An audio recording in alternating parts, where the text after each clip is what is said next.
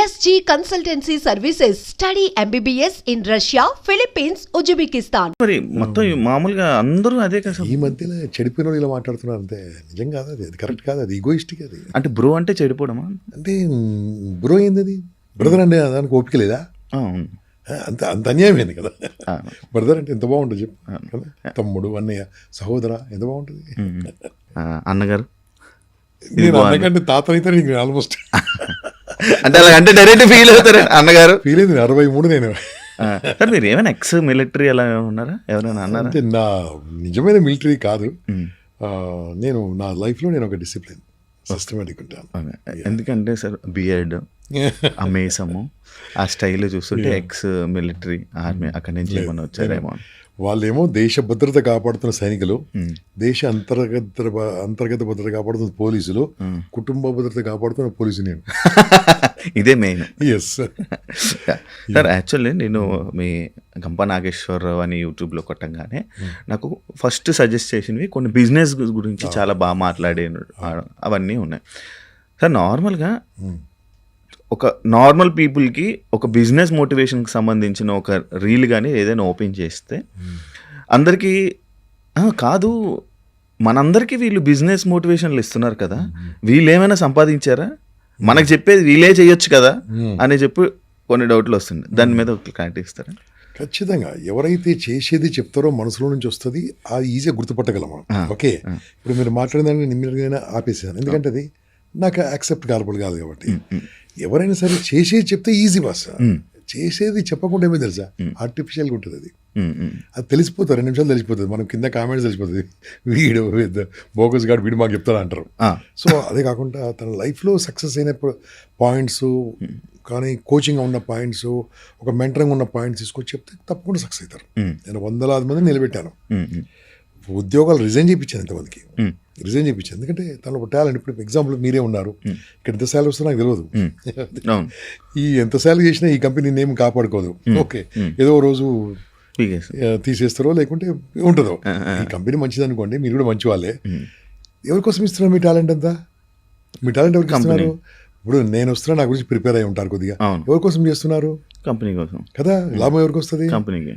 జీతం ఎవరికి వస్తుంది? నాకు. జీతం ఎంత ఇస్తారు అనేది లెక్కేసుకుంటే నీ జీతము ఇంటూ 12 ఇంటూ ఒక 30 ఏళ్ళ జీతం కనుక చేసుకుంటే నీకు బంజారాహిల్స్ కాదు, ఉప్పలు బోడుప్పలు దాటిన తర్వాత ఎక్కడో 50 కిలోమీటర్ దూరంలో ఒక డబుల్ బెడ్రూమ్ ఫ్లాట్ రాదు, నీ లైఫ్ లాంగ్ సంపాదించిన. So that is the problem అన్నట్టు. ఎందుకంటే అందరు కూడా ఎంప్లాయ్మెంట్లో పడిపోతారు. ఎంప్లాయ్మెంట్ అనేది ఒక ట్రాష్.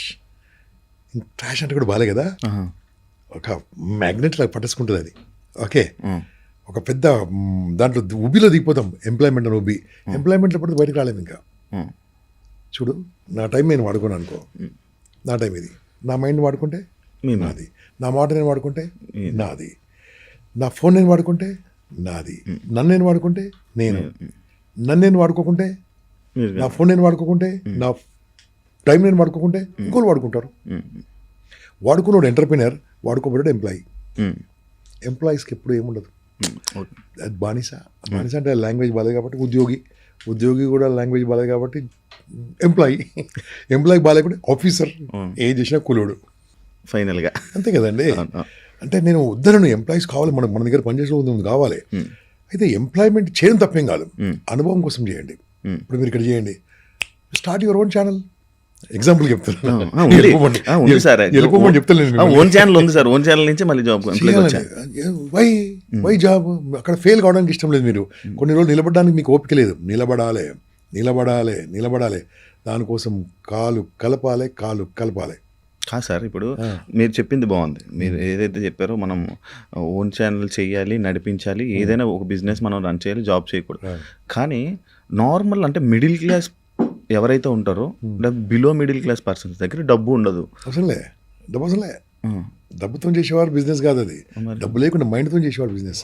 ఎందుకు చెప్పాను కదా, మైండ్ వాడుకుంటే, మాట వాడుకుంటే, ఫోన్ వాడుకుంటే, టైం వాడుకుంటే మనది. ఈ టైం అంతా వేరేడు వాడుకుంటున్నాడు, మనం వాడుకుంటున్నాడు.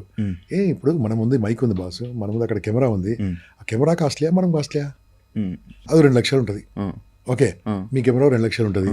ఇది ఎన్ని లక్షలు ఉంటుంది ఇది ఎక్కువ ఇది ఎక్కువ కదా, మనం వాడుకుంటలే. అవును. అంటే ఇవి అమ్మేమంటున్నారా? అమ్మేమంటే నేను వాడుకోమంటున్నాను నేను. ఓకే. వాడుకోకుండా ఇంకోటి వాడుకుంటున్నాడు అదే కదా. మనము should use the brain, the powerful brain boss. ₹1 లేకుంటే లక్షలు సంపాదించవచ్చు. మాట వాడుకుంటే చాలు. హైదరాబాద్కి వచ్చిన వాళ్ళందరూ కూడా ఎక్కడెక్కడ, మీరు కూడా బహుశా వాటి నుంచి వచ్చిన వాళ్ళే, మీ లాంగ్వేజ్తో వస్తుంది. సో ఇక్కడికి వచ్చిన తర్వాత అందరు బాగుపడవాలి.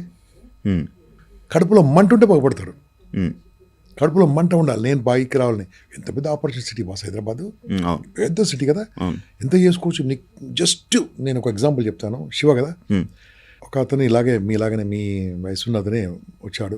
సార్ నేను అన్నింటిలో ఫెయిల్ అయిపోయాను సార్, నేను బాగా మాట్లాడతాను సార్, మీ స్పీచ్లు వింటూ ఉంటాను, నేను పైకి రావాలి సార్, ఏం చేయాలి సార్ అన్నాడు. నీతో కాదే ఫోన్ చెప్పాను. ఫస్ట్ అయ్యి డిస్కరేజ్ అంటే, లేదు సార్ నేను చేస్తాను. నువ్వు చేయలేవా, మీరు యూత్ అంతా రాంగ్ వెళ్తూ ఉంటారు. అంటే యూత్ అంటే నాకు నమ్మకం, కాబట్టి వాళ్ళని నొక్కితే కానీ బయట రాలేదు. మీరు వేస్ట్ టైం. లేదు సార్ నేను చేస్తాను సార్. అయితే ఏం చేస్తావు అన్న. ఏముందన్న, నాకు దగ్గర ఏం లేదన్నాడు. ఏం లేదన్న. ఆలోచించానా, ఏముందో చెప్పండి సార్ అన్నాడు. నీ మాట ఉంది కదా, నీ మనసు ఉంది కదా, నీ మైండ్ ఉంది కదా, నీ చూపు ఉంది కదా, నీ కాళ్ళు ఉన్నాయి కదా, ఇవన్నీ కొనుక్కోవాలంటే కోట్లు కావాలి. కోట్లు కావాలి. ఓ చేయలేని వాడిని చేయి పెడితే కోట్లు కావాలి. ఓకే, కన్ను లేని వాడిని కన్ను పెడితే ఎంత కాస్ట్ అవుతుంది. ఇవన్నీ వాడుకోన్నా సార్. మీరు అన్ని డైలాగులు కాదు సార్, సంగతి చెప్పండి అన్నాడు. అంటారు కదా, డైలాగ్ చెప్పండి. ఏం చేస్తామన్నా, ఏం పని చెప్తే ఆ పని చేస్తాను. ఇదే మాట మీద ఉండనా, ఇదే మాట మీద ఉండనా. This live example. కావాలంటే అతను అబ్బాయిని పిలిస్తే మీరు మాట్లాడేపడినా ఏమైంది తెలుసు. ఏఎస్ రావు గారు ఉంటారు. ఆయన ఏఎస్ రావు గారు ఏదో వాళ్ళ చుట్టాలకు ఇక్కడ నుంచి వచ్చాడు, దాదూరం నుంచి మైలవరమా ఎక్కడ నుంచి వచ్చాడు. ఓకే, ఎగ్జాక్ట్ పేరు నాకు తెలియదు. ఏమన్నా బాస్ నువ్వు నీకేముందన్నా, ఏం లేదని చెప్పాడు. సైకిల్ ఉందా, సైకిల్ కూడా లేదన్నాడు. ఒక పని చేయి, మీ ఏరియా మొత్తం నడుచుకుంటూ తిరిగమన్నా. అదేంటి సార్ అన్న, తిరుగు, బుక్ పట్టుకో, తిరుగు. ఉంది కదా డబ్బా ఫోన్ ఉంది కదా, ఫోన్ మంచిగా ఉంటుంది, ఏం లేకుండా ఫోన్ మాత్రం ఉంటుంది. ఓకే, ఎక్కడెక్కడైతే టూలెట్ బోర్డ్స్ ఉన్నాయో అవన్నీ రాసుకో. ఇదేం చెప్పింది చేస్తాను కదా, చేయండి అంతే. ఒకసారి కంట్రోల్ అయిన తర్వాత ఐ విల్ కమాండ్ దెమ్. ఎందుకు అతను నిలబెట్టాలి, వాళ్ళు నిలబెట్టాలి కదా. ఎందుకు సార్ నువ్వు రాసుకుని నాకు ఫోన్ చేయమన్నా. ఇక చెప్పాను కాబట్టి నేను చెప్పాను, నీ యొక్క గూగుల్ లొకేషన్ కూడా చూస్తా అని చెప్పాను, ఎక్కడ పోతున్నావు. మొత్తం తిరిగాడు, బాగా తిరిగాడు. తిరిగి సాయంత్రం సార్ 25 ఇండ్లు మా ఏరియాలో ఖాళీ ఉన్నాయి సార్ అని చెప్పాడు. 25 ఇండ్లు ఏ సౌండ్ ఏరియాలో ఖాళీ ఉన్నాయి, అన్ని ఫోటోలు తీసుకున్నాను సార్. నేను చెప్పలే ఫోటోలు తీసుకోమని, అబ్బాయి తీసుకుని తెలియదు కదా.